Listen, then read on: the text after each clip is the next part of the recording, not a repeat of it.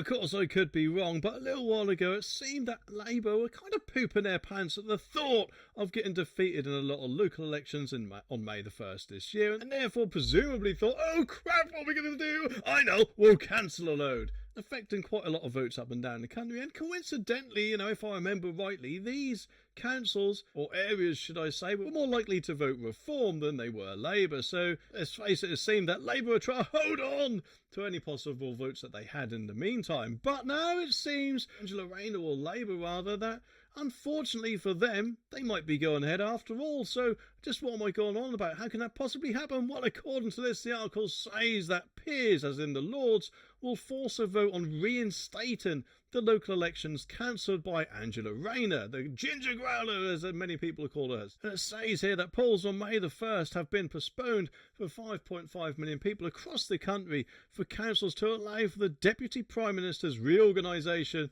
of the local authorities. Well, why that even needs to happen in the first place, especially when a local election is due, is beyond me. Surely that could happen further down the line, and I'm guessing that could be why the Lords are saying, oh, hang on a minute, we know what you're doing, you little rascal. That is not going to be happening. So peers have going to force a vote on Monday on whether to reinstate the local elections, cancelled by, of course, Rayner. An analysis carried out since the announcement had shown that Reform UK and unfortunately the Liberal Democrats, who don't seem to be very democratic from what I've seen in recent years, would have performed particularly well in many of the areas affected. Baroness Pinnock, the Liberal Democrat peer, and Baroness Jones of Mulsketvam, I pronounced that right, a Green peer, have both tabled fatal motions in the House of Lords that would stop Miss Rayner's orders from taking effect. And a bloody good job too, in my opinion, because I think that if anything, that's cancelling democracy. Let's face it, there should be no excuse for it. And get this, Kemi Badenoch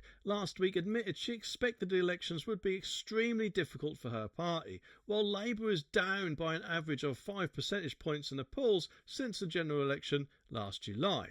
Sarah Davey, the Liberal Democrat, said this is disgraceful, a stitch-up between Labour and the Conservatives. The Liberal Democrats made sweeping gains at the general election, and the failing Conservative councils are now running scared of the voters.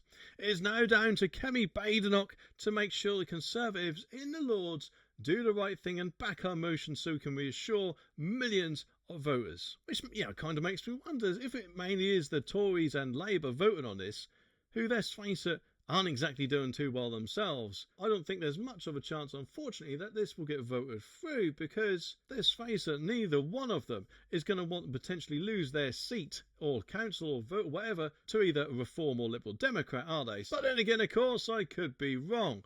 Baroness Jones repeated her call for Miss Rayner's order to be reversed, arguing it damages the democratic accountability of local authorities and to local residents and has been subject to a full and proper consultation.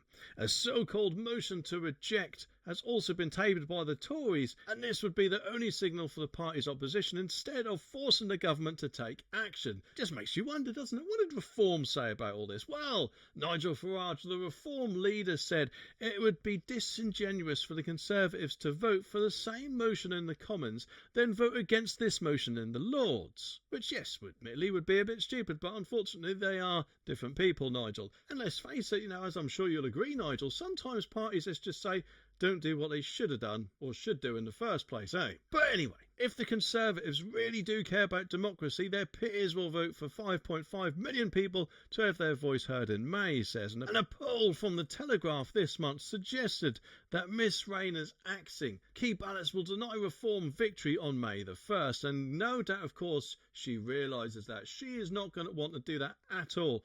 More than likely, I'm guessing she's going to hope they trip themselves up, even more than, let's face it, what they have done recently. The survey, though, predicted Reform would win control or be the largest party on 8 councils compared to the Tories' 10. And get this, if all county elections had gone ahead, however, Reform had been the largest party in 12 compared to the Tories' 11. Which, let's face it, not only would that made a laughingstock of the Conservatives, but also Labour as well.